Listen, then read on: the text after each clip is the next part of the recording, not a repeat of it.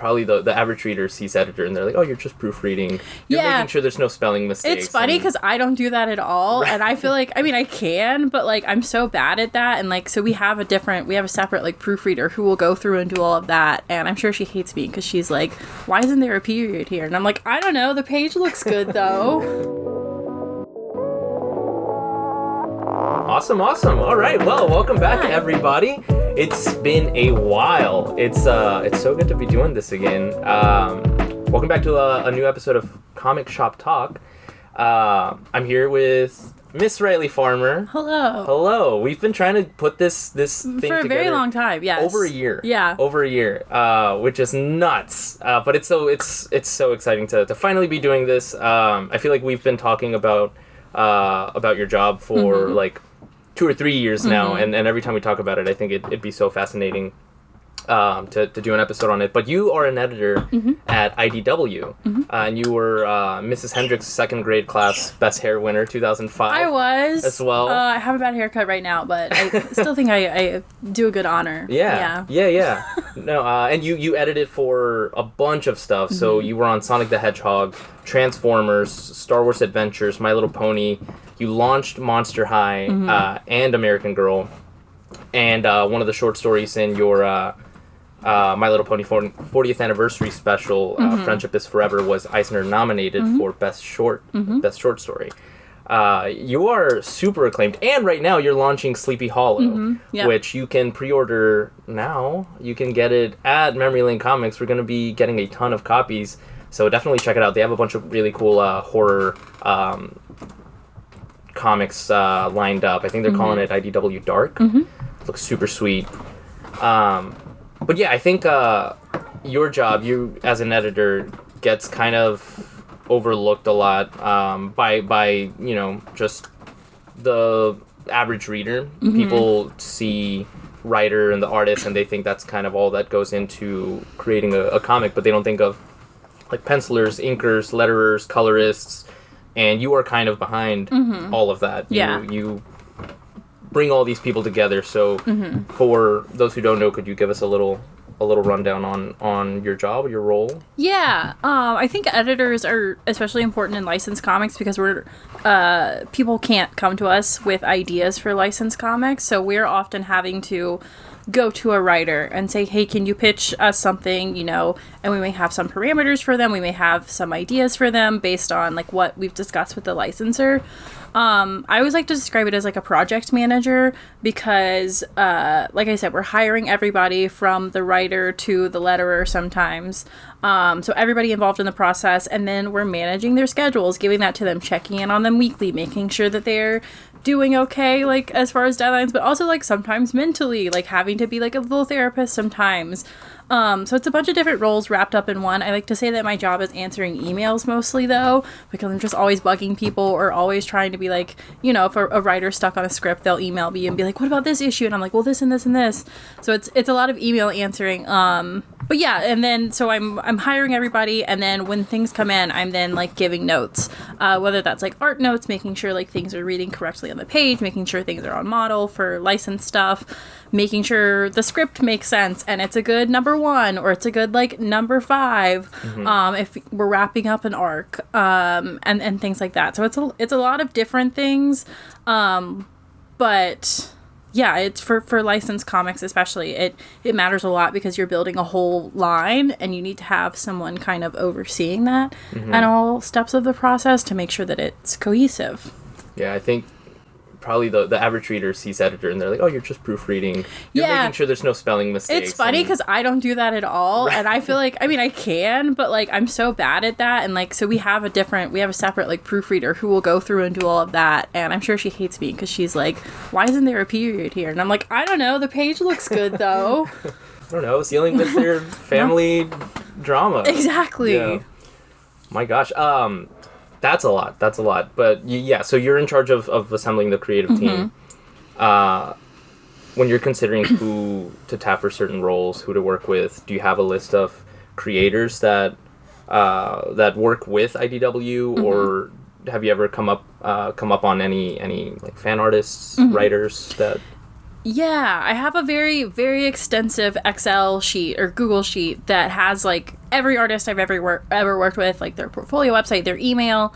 And then I also keep a list, like if I just run across people on Twitter or Instagram or whatever, like I will often put them in there because a lot of times, like, I love their art so much and I know that they would do such a good job, but I don't have a job for them. So, like, I think I ran across a cover artist or just an artist who did posters when I was working on, like, Sonic and My Little Pony, and I love her art so much, but My Little Pony wasn't going to be a good fit for her.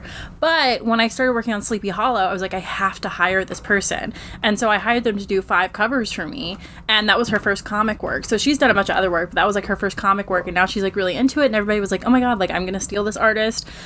So yeah, I keep a very extensive spreadsheet, and yes, fan art is so important for my job because, especially like working on Sonic all the time, like me and David Marriott, who was editing it with me, we would like see cool Sonic fan art online and be like, oh, like this person is really good, like we could get them on model enough to, you know, get approved by the licensor for this book.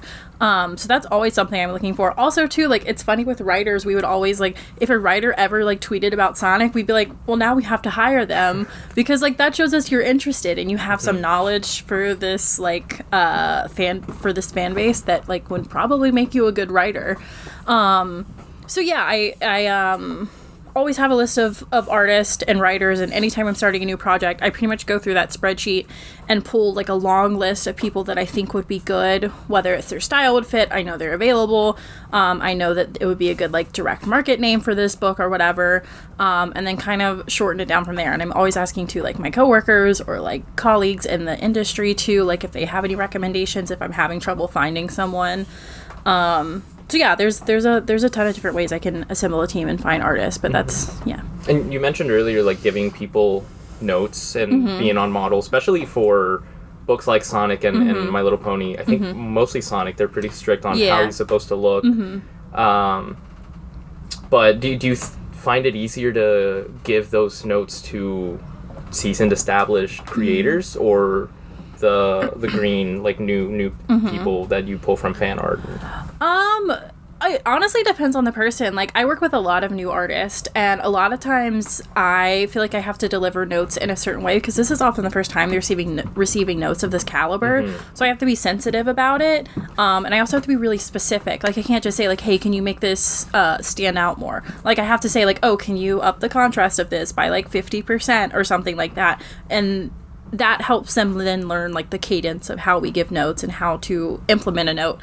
But sometimes, like, if I'm giving an art note on a cover and I just like, hey, can you make this stand out more? Like, a seasoned artist might be like, yeah, no problem, and could turn it around in like 30 minutes, right?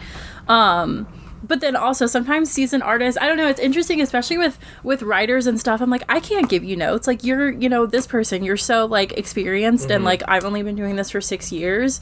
So I have to overcome that because it's my job. Right. But yeah, it is interesting. And then, you know, occasionally with both, you'll get notes or you'll get feedback that's like, I'm not making that change. And I'm like, okay, you have to. I'm sorry. Like, if you don't make it, we're going to have somebody else make it. So I was about to ask if you've ever run into any creators that is like, no, I'm not. Like, Yeah, I've run into that a few times, and it's either been like we've had a talk and been like, hey, understand your frustration or your unwillingness, and either talk through it or, you know, come up with a different solution. But there have been a few times where we've had to hire outside artists to go on these people's pages or covers or whatever for them to fix it because they were unwilling. How do the credits work for something like that then? Do you give a credit to the artist that edited it? I think we would say like art assists on it or something like that. We try to be, you know, subtle about it. I'm gonna keep an eye out for That's not what that credit always means, but no, that is, I don't know. Wow, holy cow, fascinating.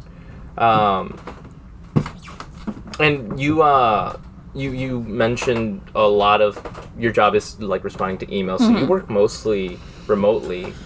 You don't get to meet a lot of the creators that you work with. Like I know you worked with Tony Fleeks for a while on My Little Pony, I think, right? Yeah, we didn't work together too much. I honestly think that this might have been one of the few things we worked together on, because by the time I inherited My Little Pony, he was doing like Stray Dogs and stuff. But we did work together briefly, and yeah, when he came here for his tour, I got to meet him, which was really cool. That was really cool. Yeah, and then you ran into him at San Diego Comic-Con. Yes, I ran into him at San Diego Comic-Con. He was wearing a Memory Lane shirt, and I spotted it across the room. I was like, oh my god! So that's that was so fun. cool. It was really cool. Yeah, what a sweet guy. I wanted to have him on here. Yeah. But it didn't line up, and I'm kind of glad. I feel like we could have pushed it, and like I could have made it happen, but I didn't do like enough. Next time, I'm sure maybe we'll go on another tour. Yeah, hopefully that'd be sweet.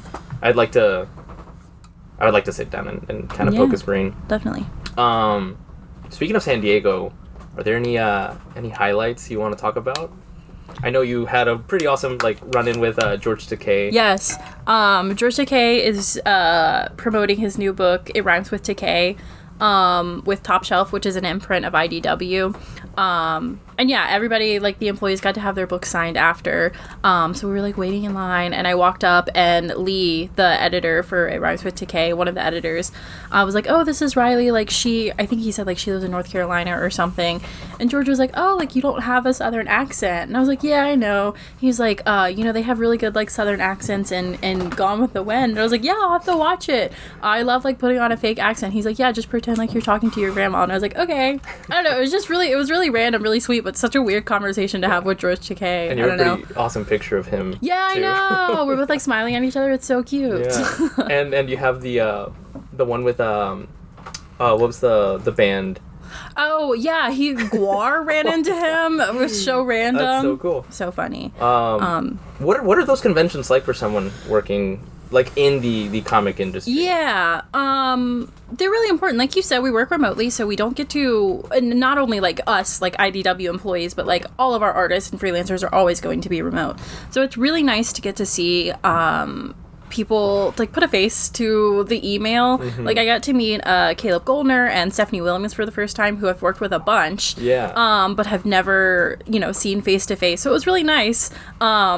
It's nice to, like, if you ever have to send, an angry email, be like, please get the script into me. I've never had to do that with those two, luckily. But sometimes, it can get frustrating when it's, you're talking to your computer, and putting a face to the name, I think, helps out whether, you're having to send those emails or not. But it's just really nice to create those relationships and meet new creators. I met a bunch of new creators, Walk Artist Alley, meet the creators that worked on TMNT, Godzilla, other things that we were having signings for. Whether or not those people are ever going to write Monster High, maybe not. But like, it's still good to establish those relationships in case I were to take on something like that one day. So it's a really good chance to make connections, but also it's nice to walk the floor and like see what people are excited about, like who has the biggest booth, what's selling at Dark Horse, what's selling at like Image, things like that. So it's a really good way to just kind of reconnect to the industry. Yeah. Do you ever get a chance to talk to like representatives of like IPs and stuff like Mattel and stuff like that at so actually a Mattel representative stopped by the booth and chatted to us, which was nice because again, like putting a face to the name. It depends on because some licensing companies don't always send their people, or they're based like somewhere else, so it's not easy for them to get there. But yeah, we do have like dinners or lunches and stuff with the representatives at those companies, so we can continue our relationship, talk about important things, talk about what's up next, and just kind of get to know each other. So your run with Sonic, it started on like issue 25. I think you can correct me if I'm wrong on it. I honestly have no idea, and the fact that you came up with that number, I'm like, yeah, that sounds right. I think so. So I had to like figure out where it was. Obviously there's some wiki stuff on it, but I would go on like Amazon. And I would look up like the volumes, and Amazon lets you like look at the first like couple pages, and I was like, "Where's Riley's name in this?" And it was like from volume 7 to like 18 or something like that. Okay. So it's like a rough estimate. I think it's around issue 25 when you jumped in, and it ran all the way through about issue like 62, which is a very long run. That's like it spans years. Yeah. what was it like jumping into an already well-established run? Because that's about 2 years worth of comics already that you're taking over, and then you ran it for another like 2+ years. Can you talk about what it was like to take a long-running project over? And so I started in 2019, and I can't remember if it was 2019 or 2020 when my boss just assigned me to that to assist David Marriott. So I mostly assisted on this book, and I knew nothing about Sonic at the time. I knew he ran fast. Yeah. I know, it's crazy. You're like the #1 Sonic fan now. So yeah, no, I knew he ran fast, and I had seen statues and pictures and stuff of him, but I didn't know much. So the first thing I wanted to do was like catch up, and I was lucky that there were only 25 issues at the time, at least of IDW Sonic. And I don't know, it's interesting because I've now, left Sonic, and other editors have taken it over who were in similar positions to me. And I always say that, like, he wormed his way into my heart. Like, I don't work on Sonic anymore, but, like, people still associate me with Sonic. Like, my friends and family still associate me with Sonic. It's so weird. And the same for them. So it's interesting because on that book, I kind of learned how to edit. Right. David taught me a lot. But it is different, like, jumping into it because you're not necessarily getting to put your whole stamp on it, if that makes sense. Like, you're not, like, building the line. You're not, deciding where miniseries are going to go. You're not really deciding the tone of the series. So it is, like, a different experience just jumping into an already established line. But it was still really enjoyable because it's Sonic, and I will always love Sonic. Yeah. So, yeah. Do you prefer, or do you think it's easier, or are you more comfortable jumping into an ongoing, or something that's been going on for a little bit, or fully crafting something from the ground up like you are doing with, like, Monster High? Well, crafting something from the ground up like that is very hard. Yeah. It's a lot of pressure, and if it doesn't do well, then it kind of reflects on you.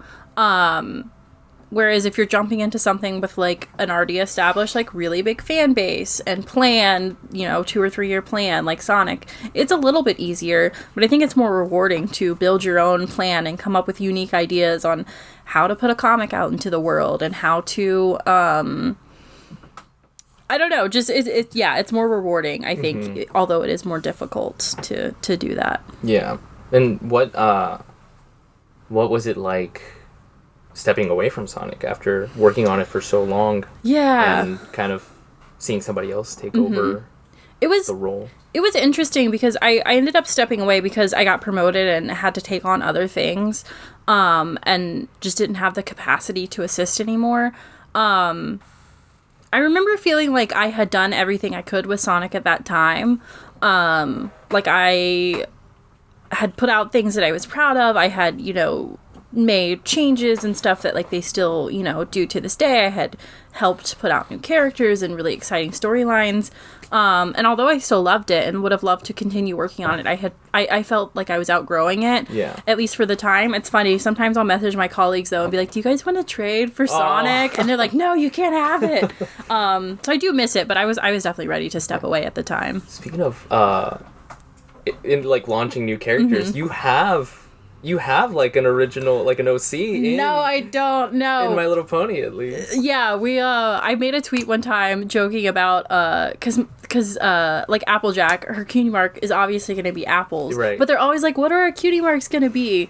So I tweeted, like, My Little Pony's so funny because there will be a character named Pickle Barrel, and he'll be like, what's my cutie mark gonna be? And so Natalie Haynes made a little pickle barrel guy for me. Yeah. And we started sneaking him into My Little Pony. And I think he's in, like, one Sonic panel, too, as, like, a Sonic OC. It's so silly. He's a mermaid, too, in one of the In Set Your Sail. But no, he's precious, and I love him. Oh my god, yeah. If you guys can find those issues, please find Pickle Barrel. Yeah, absolutely. I think there is a wiki entry. Is there? I'm pretty sure. I think when we talked about it, my son is famous. I looked it up, and like, it shows up in, I think, the My Little Pony wiki? I can't remember. It's in one of the wikis, though. There's barely awesome. Any information. One time, Sonic fans walked up to me. Actually, the guys that run the IDW Sonic news page on Twitter came up to me and were like, hey, we noticed that Pickle Barrel was in Sonic. And I was like, how did you, what? That's crazy. It was really fun. That's so cool. Yeah. Yeah, if you guys can find them, I'm gonna try to collect all the single issues, any appearances of Pickle Barrel. Just especially the first one. That's so fun. So it's no secret that the comics industry is primarily male dominated, and traditionally has catered mostly to male readers. Mm-hmm. So as a woman in the comic book industry, what is it like navigating that environment? Yeah, it's really interesting. I'm lucky to work with a bunch of cool people at IDW, but it's interesting to be told, by outside people that to read comics when I'm working in comics and I make comics, and I know a ton of women that read comics, and to be told like things need to be like Batman, or things need to be like TMNT or something like that, or like cater towards that demographic, because there's no women that read comics. They don't come into comic book shops. Yeah, and there's obviously not enough Batman comics. There's not enough Batman comics. It's obviously a lesser portion of the comics readership, but like they exist, right? And it's also interesting to me that like I hate the idea that we need to cater towards the existing audience. Mm-hmm. Like, why not try to change it, right? Like, it's not going to be the same forever, so why not spearhead that? But yeah, it's definitely something that I feel weekly, and try to combat as most I can. Like, I work on a lot of girl comics. Obviously, not only girls are reading those, but like, that's what I want to read, and that's what I want to make. I also noticed that a lot with comics creators. I honestly try to work primarily with women, especially on Monster High. I've tried my best to mostly hire women. Same with My Little Pony. And that's something I'm really proud of, and something that I'm going to continue to do. So yeah, I don't know. It's difficult to navigate, but I think that having like people on your side, like I talk to my coworkers about this kind of stuff all the time, or I talk to other comic creators about it all the time, and that really helps. So difficult, but definitely possible to navigate. Yeah. Have you seen a shift at all in your time working at IDW, whether it's like in your coworkers or the audience itself?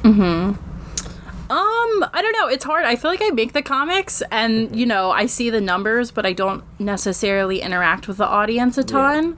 Yeah. So it's really hard to know, like, what the demographics are. Yeah. We get a good variety of, like, a wide variety of people at the shop, picking up. Yeah, I feel like, though, like, I feel like Memory Lane's so unique and not the average comic shop experience, so I can't base it on, like, what you guys experience, just because you guys are, like, so welcoming. It's insane, and I think you could turn anybody off the street into a comic reader, and that's definitely not the case with a lot of comic shops, unfortunately.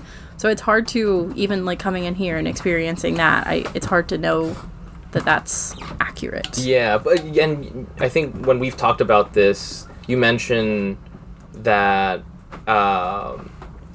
there's a lot of talk of like the Wednesday Warriors is what they call them, the people that come in every Wednesday to get the new comics. I do feel like, just from my perspective, that day is primarily very like male dominated. On the weekends it's a lot more just all over the place, families, people of all ages, genders, but Wednesdays are a lot of the I think that like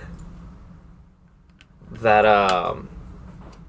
the audience that publishers, I assume, would probably... Yeah, and it's hard because, like, the floppies keep the industry alive, right? And we don't want those to go away, but I don't know. I'm curious to see, like, how the industry is going to evolve and change. Whether that's doing less floppies or doing way more floppies, like with Pingo and Random House distributing things now. Like, who knows where we could put those comics. I don't know. I mean, I would love... I want to keep the backbone of the industry, but I would love to see it branch out more and be more welcoming and put out crazy things. Same. Yeah. I mean, what's the problem with just more stuff to read? Like, give me a variety. I just want to read romance comics. I've read so much Batman. I'm good. No, I love Batman. I love absolute Batman. Okay. One last question, and then we'll get into like a little rapid fire. Okay. So let's pretend that you have unlimited resources. Okay. Can you craft like your perfect project? You can get as specific as you want, like pencilers, inkers. You don't have to, obviously. Letters, colorists, writers. Is it a one shot? Is it a mini? Is it an ongoing? But if you had like, unlimited access to something, what would you want to make? I actually feel like my dream, if I could make anything, okay, I'm going to say two things. Okay. One, and they could go hand in hand. One is a line of romance comics. I don't think that they would quite work as floppies, but we could try it, right? Authored by like famous romance book authors. So like an Emily Henry, an Allie Hazelwood. Like I would eat that up. I would buy every single copy, every single cover. And I know that there are people who would too. Yeah. And I just think like with the right art, it could just be like absolutely gorgeous. I would eat it up. And I think is an untapped market in the... Absolutely. Because it's so big in publishing. Yeah. And comics is like, what's romance? Mary Jane and Spider-Man? Right. So I'd love to do that. And then I would love to do like this, I love classics, retold classics. And I think that that's something that's been done over and over and over again, but I really love it. And so I would love to do like a Shakespeare universe, like whether it's like, Hamlet told at a boarding school and A Midsummer Night's Dream told in like, New York, but it's like retro futuristic. I don't know, just something that's just like totally taking different genres and throwing Shakespeare in it, or other classics. I think would just be really fun. I don't know that they would perform well or anything, but I feel like I would have so much fun making them that I want it and I want to read those. So, whenever they hit the shelves, we can come back to this video, this episode, and be like, well. They'll play this clip of the Eisners. Absolutely, they'll play it at the Eisners. Cool. Let's get into a little rapid fire. Okay. Rapid fire round. I'm nervous. Okay, so what is your favorite Sonic character? Ooh. I really like Metal Sonic. There's this story in the 2020 annual where Metal Sonic is having to deal with everybody's turning metal because of the metal virus, and he's like, well, if Sonic's turning metal, what is the purpose of me? And it's this beautiful story told with no dialogue, written by Caleb Goldner, illustrated by Aaron Hammerstrom, and it's just beautiful, and I've loved him ever since, and he's my favorite. I also really like Tails because he's really cute. Tails is super cute. Favorite Transformer?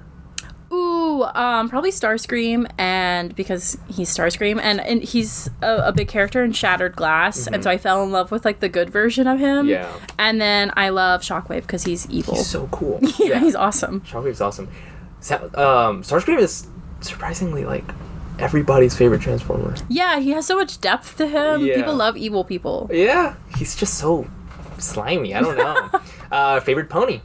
I love Pickle Barrel. I love Pickle Barrel, sure. but I love Pinkie Pie. Okay. She's so obnoxious. She's so happy. I love her. In 20 words or less, why is Kylo Ren your number one character of all time? He's so misunderstood, and he just needed someone to love him, and then someone did love him, and then he sacrificed himself for the whole universe. I know it's like 30 words, but no, it's okay. He deserves it. Yeah. Awesome. What one IP do you wish you could work on? Ooh. We talked about this briefly. I feel like I'm asked this question all the time. I don't know.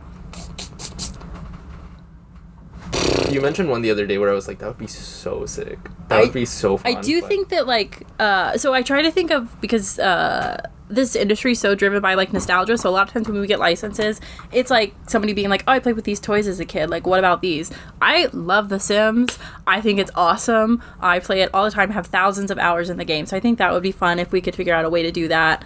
And again, I'd love to adapt some romance books. Yeah. So.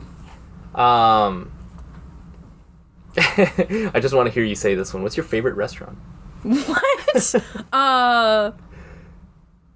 Do you have an answer in mind? I think so.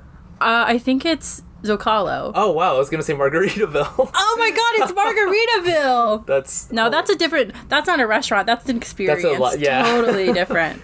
Favorite movie? Oh my gosh. Okay, I'm going to give 4 or 5. Okay. Okay. That's what everybody does right now. Top 4. Absolutely. Okay, Pride and Prejudice, 2005. Of course. Trolls, Hereditary, and Tangled. Heck yeah. Favorite song? I Think Your Nose is Bleeding by the Front Bottoms. Dope. Favorite book? Frankenstein / I know it doesn't count as a book, but I'm going to count it as a book. Much Ado About Nothing by Shakespeare. You know him? I've never heard of him. Oh. No. Billy. He's my best friend. Mm. Yeah. Cool. Well, I think that's about. You were gonna ask me my favorite comic? Oh, I'm not gonna ask you. You don't read comics. Okay, what's your favorite comic? American Born Chinese by Gene Luen Yang. I think he's brilliant. And he's about to take over. He is about to take over Turtles. I be... didn't get to meet him at San Diego Comic-Con. I was so sad. He was literally at the booth. That book? Did you read that book? Wait, we did it for our book club, right? I recommended it, yeah. Okay. Oh, wow, cool. Yeah. Yeah, we still have a bunch of copies, so if you want to check that out, please pick it up. Really good book. But yeah, before the Turtles, his Turtles run starts too. Get a feel for his writing style. It's really good. And I think, did you also do Superman Smashes the Klan? Yes. Yeah, which, iconic. Amazing. Cool. This was really fun. I'm so glad to finally be able to do this. If you guys have any questions also for anybody, feel free to leave them in the comments, or you can email them to me at jose@mlcshop.com. You can DM us on Instagram, Facebook. We have a Discord now, too. I don't know how that works. But I'm sure, just, I don't know, give us a call. Reese will tell you all about it. I have no idea how it works. We're going to be trying to do this a little more regularly. These video ones are going to be a bit of a treat whenever we have someone cool to sit down with and talk to that works in art or just in comics in general. But hopefully we're going to be doing a more regularly audio-only version of the show where me, Jake, Ben, Tyler, whoever will just sit down and talk about current events on, in the comic book world, whether it's like movie releases. So hopefully we'll do one about like Superman and Fantastic Four with some hot takes. But yeah, stay tuned. And please send us your questions about anything and everything. I think we're gonna be doing one monthly show where we're just talking about like the retail side of comics, and then another one where it's more like the community and the closure and stuff. But Riley, thank you so much for being here. Thank you for having me. Awesome. Yeah, of course. Hopefully we can bring you back whenever Sleepy Hollow releases. Yeah, that would be fun. Anything else that you might... Yeah, I'll tell you all the secrets. When is that release date for Sleepy Hollow? It's in October. I believe it's the last week of October. I don't know for sure. Again, I just make the comics and somebody else puts them out sometimes, and sometimes I forget, but 10/29, 25. Go ahead and hit us up. Get your copy set aside, because it's going to be awesome. It's going to be so sweet. This whole like IDW Dark is going to be great. Cool. Awesome. Thank you guys so much. See y'all soon.